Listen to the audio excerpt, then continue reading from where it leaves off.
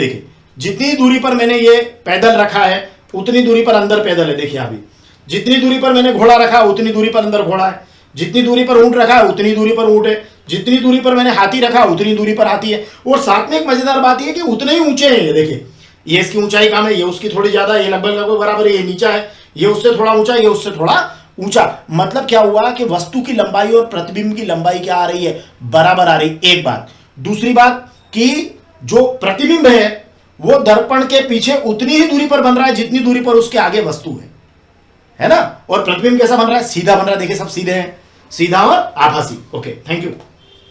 तो देखिए अब जो हम बात करी, मैंने जो जो भी बातें की आपसे, तो समतल दर्पण में मैंने देखा एक तो प्रतिबिंब बना सीधा, सीधे के साथ साथ बना आभासी, ठीक है। अब इसका आभासी, ठीक है।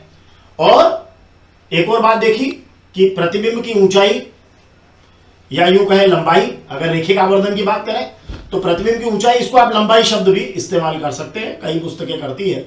और ये आपकी वस्तु की ऊंचाई, ये दोनों आपस में क्या है, बराबर है। मतलब ये हाइट आपकी क्या हो गई, बराबर हो गई। ये भी आपने देख लिया। और साथ में ये क्या क्या बातें आपने देखी समतल दर्पण में। देखिए आपने तीसरी बात ये देखी थी कि जो प्रतिबिंब बना है ना, कि प्रतिबिंब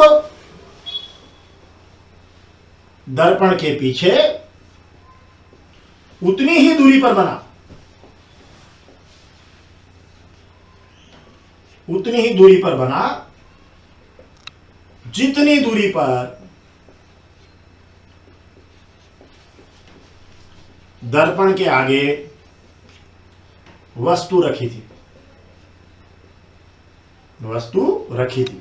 आपने देखा था कि वो पैदल सैनिक जो है सबसे दूर रखा था, तो वो दर्पण के अंदर भी सबसे दूर दिख रहा था। तो ये प्रतिबिंब जो है वो दर्पण के पीछे उतनी ही दूरी पर बना जितनी दूरी पर दर्पण के आगे वस्तु रखी थी। तो ये समतल दर्पण जो है, इसके बारे में आप जानकारी आपने प्राप्त की। ये वाला दर्पण जिसको मैं समतल दर्पण कह रहा हूं, ये वाला दर्पण जो आपके घरों में लगा, ये वाला दर्पण जो पीछे से क्या है, पॉलिश किया हुआ है, और इस तरीके से जो दर्पण है ये समतल दर्पण है, जिसकी ये वाली जो सरफेस है बिल्कुल प्लेन है, ना ये अंदर दबी है ना ऊपर से उभरी है, बिल्कुल प्लेन है। तो जिसकी जो परावर्तक सतह है, जो परावर्तक सतह जहां से उसको परावर्तन होना है, वो ये वाली सतह, ये वाली जो सतह है ये बिल्कुल अगर प्लेन है ना, समतल है, तो हम कहेंगे समतल दर्पण। तो परावर्तक सतह कैसी है इसकी, समतल है। तो ये दर्पण कौन सा हुआ, समतल दर्पण हुआ। और समतल दर्पण में एक बात और हमने समझी कि जो प्रतिबिंब की ऊंचाई है वो वस्तु की ऊंचाई के क्या हो रही है, बराबर है। अब यहां से मैं आपको एक बात बताता हूं। जैसे आपकी पुस्तक में क्वेश्चन बताया, आप बोलेंगे आप इतनी जल्दी क्वेश्चन पर कैसे आ गए। देखिए जो आपने सीखा उसी से रिलेटेड मैं कुछ बता रहा हूं आपको। ओके, जैसे आपकी जो पुस्तक है उसमें जो क्वेश्चन है उसी को मैं लेकर आऊंगा।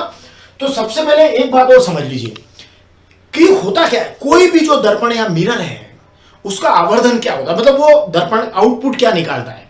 जैसे आपने कहा, मैं एक शब्द ले रहा हूं आवर्धन। देखिए आवर्धन का मतलब समझिएगा, आवर्धन या मैग्निफिकेशन का मतलब होता है प्रतिबिंब की ऊंचाई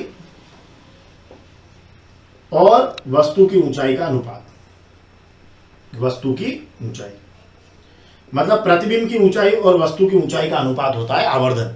मतलब यह हुआ कि आप किसी वस्तु को, अगर जैसे देखिए मैं मिरर के सामने किसी वस्तु को लेकर आता हूं, ये देखिए मैं किसी वस्तु को इस मिरर के सामने लेकर आया, तो मिरर के सामने जब मैं वस्तु को लेकर आता हूं तो इसकी जो ऊंचाई है, ये ऊंचाई जो है, ये वस्तु की जो ऊंचाई है, ये उस मिरर या दर्पण के अंदर कितनी बन रही, मतलब उसका प्रतिबिंब कितनी ऊंचाई का बन रहा है। तो हमने देखा कि प्रतिबिंब की ऊंचाई और वस्तु की ऊंचाई बराबर होती, किसमें, समतल दर्पण में।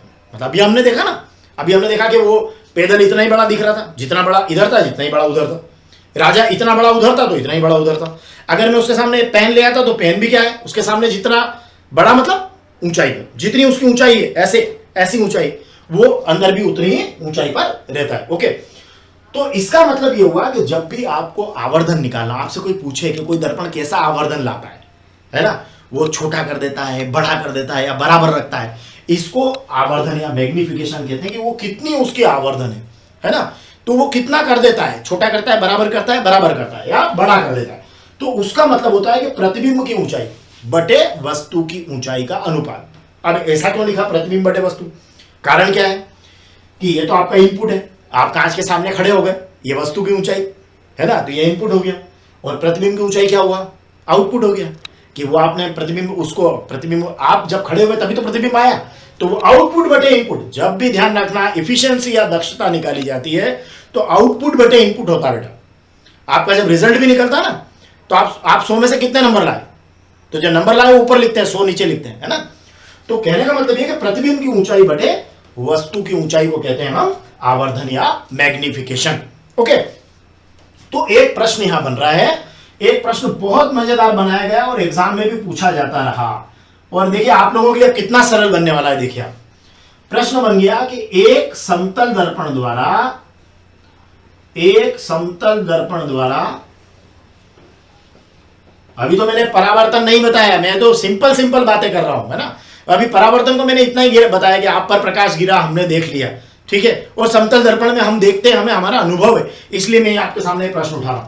एक समतल दर्पण द्वारा उत्पन्न आवर्धन +1 है। क्या है? +1 है। इसका क्या अभिप्राय है?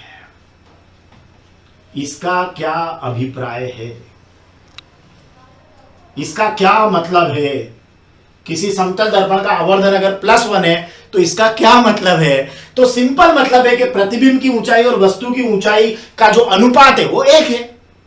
मतलब जितनी ऊंची वस्तु उतना ही ऊंचा प्रतिबिंब। सिंपल सी बात, बहुत सरल। देखिए आप, आवर्धन +1 है, मतलब ये वाली बात बता दीजिए आप कि यहां पर आवर्धन +1, देखिए मैं यहां मान रख देता हूं, ये +1 बराबर हो गया प्रतिबिंब की ऊंचाई।